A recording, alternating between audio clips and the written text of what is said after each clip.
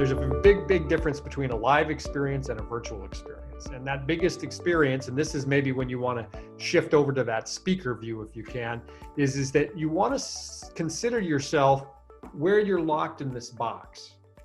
Okay? So I'll do my best pantomiming, but my box is limited here, and it's limited here, and it's limited here. And so what you'll find is that in that live experience, you get to see someone from head to toe. You get to get a sense of the room in that environment as well. And so the important thing for the camera tips, I'm going to just run through them quickly here. And there's nothing necessarily new here, but these are things that you want to definitely keep in mind when you're working in this space. So as you'll see in my environment, you'll see I've got a sort of a standard head and shoulders shot.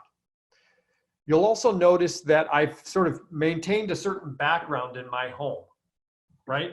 Now, the truth is I wish this was a convenient spot in my house, but right now, and I have a family, I have 3 children and my wife are all here as well. So they all have to go upstairs because I'm in the dining room, living room. And the truth is it's the best spot for me in my house to give me a little sense of depth. It allows me to dress the set a little bit. And you really do want to think about kind of dressing your set to help represent and present yourself. The other thing that I do is I stand. As you can see here, I'm standing in this experience. And this tends to be the case when I'm doing a presentation or I'm presenting. If you can stand during the experience, it gives you an opportunity to sort of change the dynamic in the presentation. So standing is an important dynamic of that as well. It allows you to adjust, it allows you to gesture, it allows you to sort of move in and move out in the conversation. And those are some of the things that are important as well. A lot of the times people will ask about virtual environments. Should I use a virtual environment in the space that I'm doing?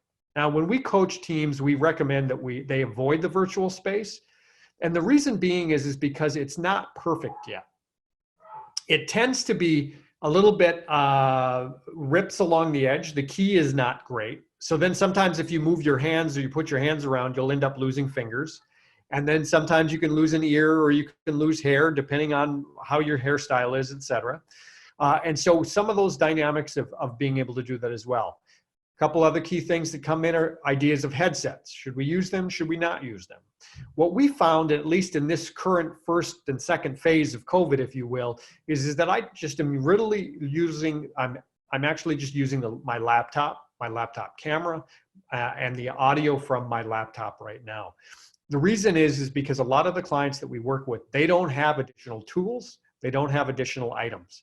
So sometimes it's difficult for them to be able to have all of these items, and it might be a limiting factor for them, or you can get a little bit nervous, like, oh my God, I don't have the technology and the equipment. You can actually go a long way with the camera lens that you have and the microphone that you have on your computer as well.